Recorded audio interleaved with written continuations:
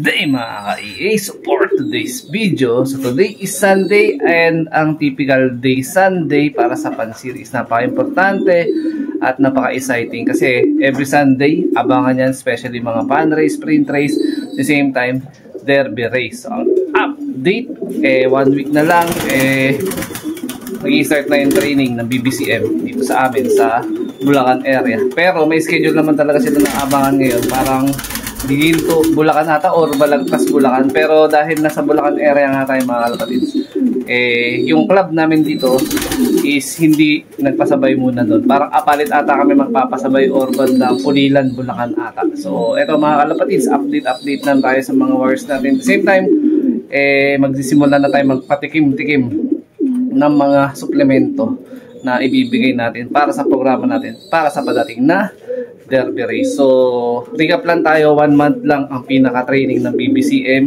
So, ang nangyari, itong club namin ng TDFC, which is combined sa mother club namin ng BBCM, nagkaroon kami ng mga advanced training na itong mga nakaraan. No? So, hindi lahat ng training is maganda yung panahon. So, struggle din yan. Obstacle. Pero this week, yung huling week ng training ng TDFC, hindi na tayo nagpasabay. Mas minabuti ko na ipahinga na muna yung mga ibon tapos magpurga itong nakaraan na week. So, update sa mga warriors na nire-recondition natin. This coming next Sunday, katapusan ng September, katapusan ng August, is doon na tayo magkakarga ulit sa club. Ayan, sa truck. So, nag-start tayo sa 4 na ibon na tine-training sa advanced training ng TDFC. And then, okay naman yung mga naging performance ng mga ibon. Hindi kabilisan, pero umuwi. At kumpleto pa rin tayo. Meron lang tayo once na nangyaring scenario. Eto, nag-see you tomorrow. Pero yun, tumating naman din siya agad. Then, hindi naman nagkaroon ng any casualties. No, baka na ano lang tayo, nahata kung saan. Tapos yun, hindi agad nakabalik. So, yun, thank God na lang kasi nga kahit pa paano, yung 4 na sinimula natin na i-advance training is kompleto pa. So, nangyari, eto, nag-observe na tayo at magpapatikim na rin ng bahagyan ng mga supplement nila, no?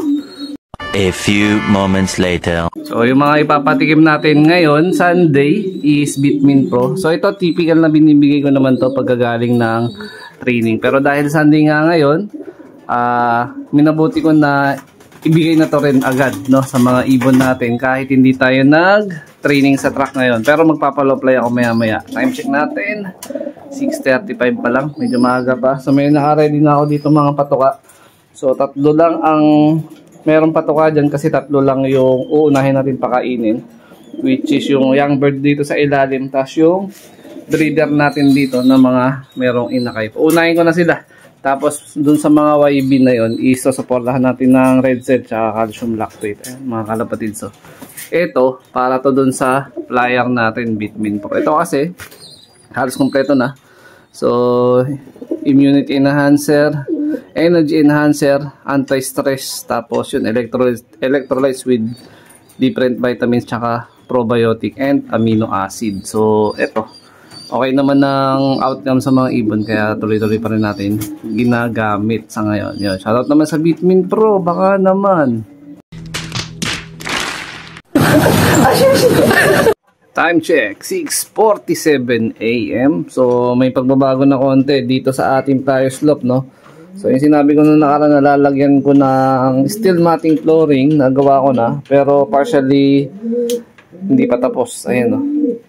Ayan, so nakapatong lang siya, tinupiko lang to, 2x2 yung sukat, so nabitin nga ako kasi dalawa lang in order ko So may pahabol pa ako na isa, which is ayun, sa Shopee lang natin yan binili, kahapon dumating, parang 2 days lang dumating na. So isa lang to na 2x2. So ang gagawin ko, hahatiin to sa gitna mamaya, puntahan ko yung tropa kasi siya may grinder saka may gamit. So may maliit lang na portion doon na nabitin, ayan. So pagkakasyahin ko na lang doon kung ano yung pwede na magamit natin. Tapos yun na, finish na, no? So ito, ang purpose naman nito, para hindi nitatambayan ng todo itong flooring kasi may nagte-territorial nga dito sa flooring na to. And then pag once na kumakain nga sila, nagkakabulihan. So yun lang yung naisip kong At the same time, may purpose din yan na pagka yung dumi nila, hindi na nila mapipit-pit o matatapakan. Ayan. 6:48 na. Ayan. Ayan. Makulimlim pa rin dito pero wala namang ulan mga kalapatid. So, bulak nga pala sa mga may training ngayon. So, wala tayo. Halos 5 days din ako hindi nagpalipad sa mga ibon natin. After natin magpurga, yan halos nasa 5 days din silang napahinga. Damay na pati yung Team South natin dyan. Pinurga ko na rin. Ayan na. So, maligalig sila lumunda ngayon. May naiwan pang dalawa. A few moments later. Boss! Mamaris. Yan yung siga natin sa ngayon Basta ron. Bas. Yan. Bas. Ayan na, bulto. Ayan Alright. Ayun, palabas ko na lahat. Uy, may nakasabay pa dun. May nagpalipad dun. Sa tropa yun, malamang. Ayun, ito yung sa akin. Medyo mataas na yung lipad nila. Kaya lang, yung ibang ibon ko, sumama dun sa ibang grupo dun. Sumama dun. Total na pinalipad ko, parang siyam. Ayun, kulang to isa. 8 lang to. Malamang isa dun sumama sa kabilang group. Ayun, Ayan, nag-raging na yung mga ibon ko. Ayun! Ayun na sila. Medyo palayo na yung mga ibon natin. Mamamasyal na yan. Nasabik sa ronda. Ayan taas ang lipad ng mga ibon natin, mga kalapatids. Mukhang handa na sila sa pagbabalik club training. Ayan tayo na lipad.